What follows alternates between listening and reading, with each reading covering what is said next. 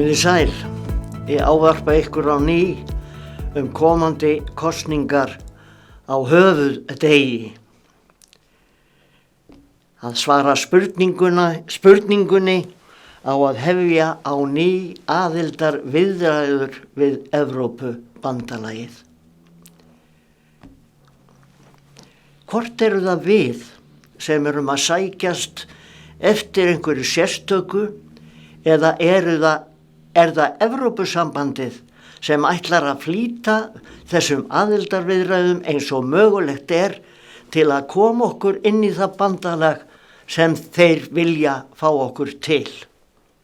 Ég bið þig að hugsa þetta sem mál mitt heyrir, sérstaklega ykkur sem eru tilbúin að segja já við að skoða í pakkan.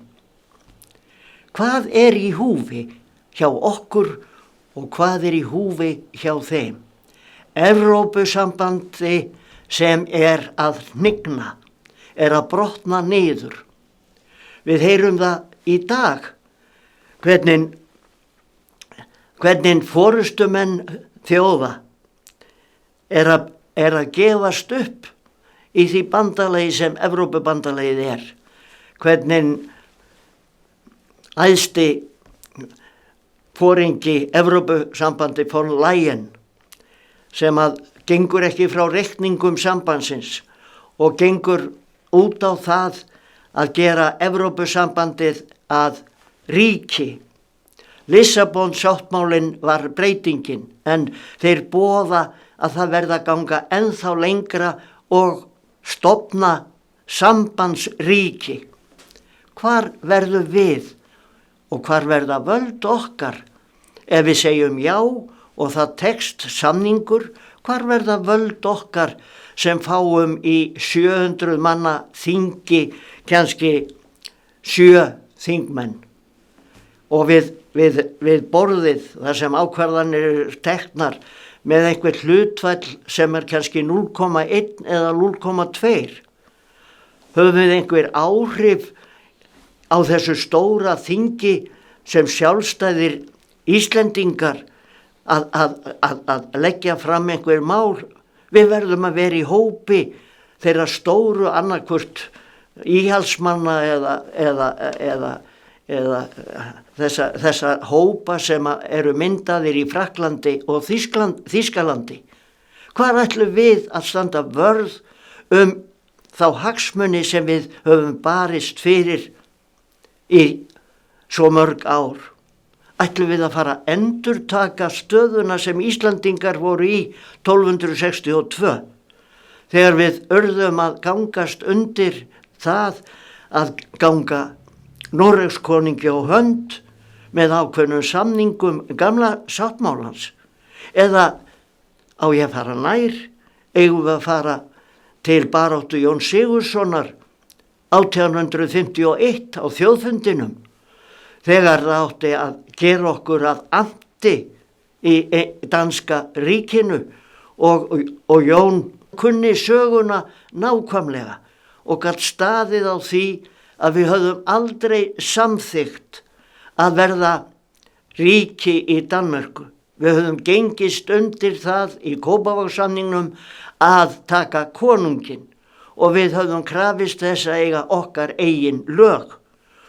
Og þegar Járnsíða átti að koma yfir okkur með lögum Dana, þá var það að niðurstöðu að það varð Jónsbók.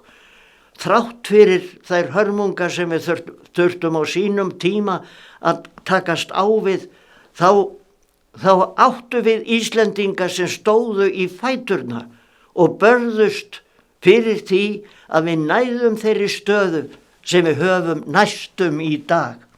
Ég segi næstum, takt eftir því, ég segi næstum, vegna þess að innleiðingin til Evrópusambandsins hefur náð svo langt að þegar forsætisráðherra talar fyrir því við erlenda fréttamenn að þetta sé nú ekki mikið eftir, við séum búin að innleiða 75% af reglum Evrópusambandsins.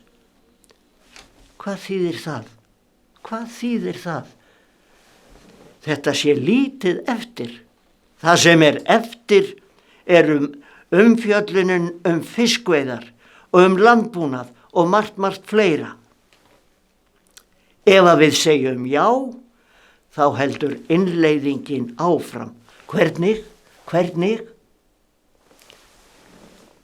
Við erum búin að innleiða hluti sem við skiljum ekki. Að borga loftslagsskatt fyrir 100 milljarða og þegar alþingismenn spyrjum hvar þeir peningar séu eða hvert hafi farið, þá því ekki svarað. Við erum búin að innleiða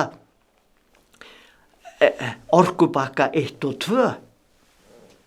Hvað verður á komandi alþingi ef að við segjum já?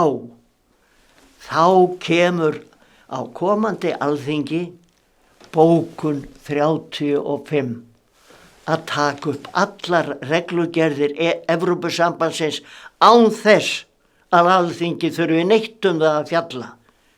Og orkupakki 4 sem krefur okkur það í framhaldi að það verði lagður sæstrengur til Evrópu, sérstaklega til Þýskalands, til að bjarga Þjóðverjum.